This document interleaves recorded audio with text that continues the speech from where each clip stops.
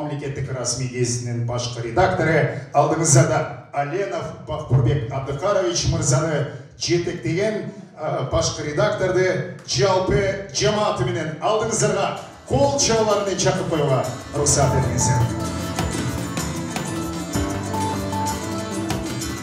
Егеменділіктің қармандары, сіздерге бүгін беріліп жатқан сыйлық шындығында жалпы оқырмандар жамаатынан ошондой эле өзүбүздүн Эркин Тоо газетинин редакциясынын кызматкерлери тарабынан берилип жатат.